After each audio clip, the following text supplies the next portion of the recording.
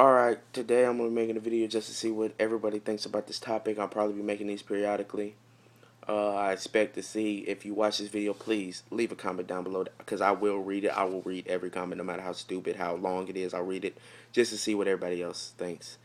And today, since I'm still in high school, and I know probably most of the people who are watching this are probably still in school, or you might have just got out of school. You could be 40 or 50 years old and just scanning through it. Thought, might as well. Got nothing else to do. This is about your favorite teacher, or my favorite teacher, and the teacher to this day I hate so much I wish I could hit them with a truck. Alright, we'll start with my favorite teacher. I'm going to the 11th grade, gonna be a junior, and I'll have to say my favorite teacher of all the years I've been here and probably forever would have to be Mr. Castleman, my 11th grade English 1 teacher. This was the greatest teacher in the world. Hands down, if you know who I'm talking about, because you probably know actually who I am, because you know me, you know Mr. Castleman was the greatest teacher ever if you had him. He's not one of those teachers that just passes you along. You're just a student. You don't mean anything. If you do the work, you do the work. If you don't, you don't. I don't care. This man took the time to know you, know how you need to learn, was there to be your friend as well as your teacher, as a role model. I think if more teachers were like Mr. Castleman, more kids would want to go to school and actually learn. So, let's start off. Beginning second semester of my sophomore year, I am a genius. Not to brag, I am a genius. Tested, everything. Mom got me tested when I was little. I'm a genius. I don't study. I sleep in class. I barely do homework. I'm barely there. But I usually keep like a 3.0. It's just that simple. If you think about it, school is simple. Just get done with it.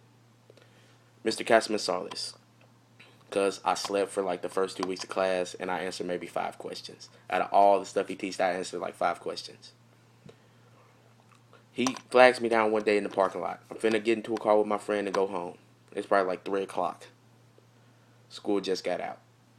So, he comes up to me, Jordan, why are you sleeping? I know you're smart.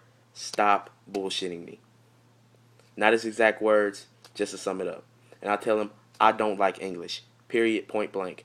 English, not my strong point. Spelling, not my strong point. Reading aloud, not my strong point. Speaking in public, not my strong point. So he decides the next day, knowing that I'm a nerd, to play a movie that only me and the nerds in my class would actually want to watch. So he plays, what was the name of that movie? It was something. What was it? It was, because we were doing like poetry or like people who were philosophers or something like that. And he decides, Jordan, you're going to answer a question, what you think of the movie. And I just look at him like, you sneaky bastard. You know I want to talk about this shit. And I talked for a good 5 fucking minutes about that shit. And he said, if you do that every fucking day, there is no reason why you can't pass. And if you don't do that, if you don't do this well every fucking day, I'm just not going to take anything you fucking do. Because I know you're that fucking smart. Not his exact words, I must say again. Because he can't talk like that to a student. So, I think, alright, I'm going to give him a chance. He might be cool. So, next day comes. I'm doing my work, blah, blah, blah. He decides, alright, Jordan, I'm going to give you a chance to get some extra credit. You and like everybody else, everybody in the class got this chance to make up some extra credit. Because at this point, technically, I was failing at the beginning of the year because I wasn't doing anything. And that's when like most of your grades gets put in, like the beginning of the year, the end of the semester.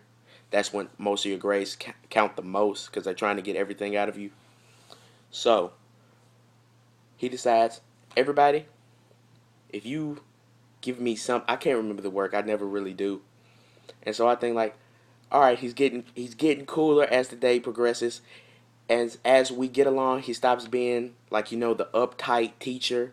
Like every teacher has to be like at the beginning, try to get everybody's attention, let them know I mean business, to this more relaxed, more friendly, more calm person that you could actually talk to and you can actually ask a question, and he would take the time to break it down step by step, and he would review it as many times as you needed for the class. Although I hated that because I wanted to move the fuck on.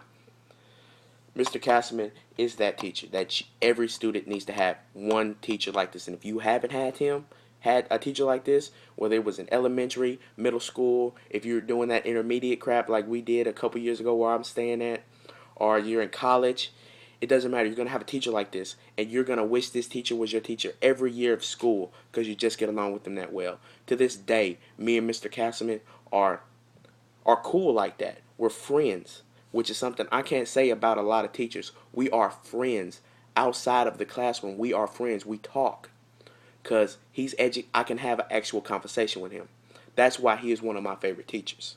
Mr. Castleman, if more teachers would like Mr. Castleman, I think more kids will want to go to school and actually want to learn, because you feel like I have something to look forward to. I have something other than just the boring school activity I have to do. Come to school, write a paper, read from this page to this page, do this page, you got homework, write a report. No, it's like, all right, we're going to watch these clips and we're going to talk about this. That way I know everyone gets it. Because if everyone doesn't get it, then I know that we need to go over this again. That's why Mr. Castleman, to this day, is my favorite teacher. Forever. I don't care what other teacher I get. I can have a teacher that lets us go outside and do backflips and ride motorbikes. He or she is not going to be as good as Mr. Castleman.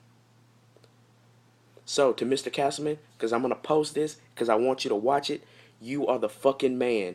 Don't let anyone ever tell you you're not a good teacher. You're the best fucking teacher who ever fucking lived. Don't let anyone ever tell you you're not. Show this to every student that you ever have. Play this video. You are the greatest teacher. And if you're showing this to your class and you're watching this, know that you have the greatest teacher who ever lived. All right? He is there for you. Not for the school system, not for your principal, not for your superintendent. He is there for you to learn and for you to have a good time at school, because he knows you hate it he knows you hate it with a passion. He knows you do, and he's there for you. So please pay attention, listen. He is the coolest guy you will ever meet if you give him a chance. Shout out to Mr. Castleman. You are the man. Whoop whoop. Now, on to the teacher I wish I could hit with a 18-wheeler. And I would have to say, it's my first year of second grade teacher. I did second grade twice because of this woman. She failed me for no fucking reason.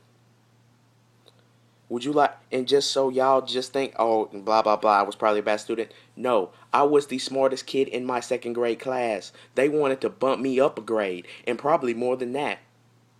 Because this is around the time when I got tested to see if I was retarded or special ed, SPED, to see if I needed to be held back. I scored with a middle school level in second grade. Spelling and reading were a little low. I'm dyslexic.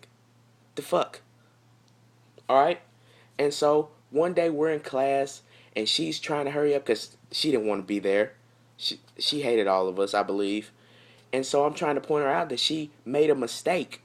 Blah, blah, blah. And she gets all pissed off at me because I showed her that I knew something that she didn't, and she thought it was an insult. So she tells the whole class, well, everybody, I guess Jordan thinks he's so smart, he doesn't have to do any work. So don't pass Jordan any more work. Jordan, you don't have to do any work. You can go to the back of the classroom and go to sleep.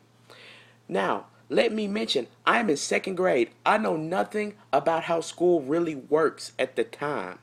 I thought you go to school, whether you work or not, you go to the next grade. All you have to do is show up. That was my impression of school, because that's how first and kindergarten went, and pre-K, that's how it went. We barely did any work, and if I really didn't know how to do it, they let me go ahead by, because it was stupid stuff like color inside the lines or learn your ABCs, count to like 100, what comes after 100, 200, or 101. So I thought, all right, I get a free ride. Whatever, everybody else has to do work. I'm going to go and take a nap or play with the fucking train they got in the corner. Nope. End of the year, 0, 0, 0, 0, 0, F, F, F, F, F. You have to repeat the second fucking grade. My mom was pissed the fuck off. And that right there, just to show you that there are two spectrums of teacher. There's the teacher who is also a friend, and there's the teacher who doesn't give a shit. So, me explaining my story, let me know in the comments who your favorite teacher was and why, and who is your most hated teacher of all time and why. Let me know, because I will read this. And to you, Miss fucking Minnie, if I ever see you, I'm kicking you in the fucking teeth. So, from your boy Soba, peace out.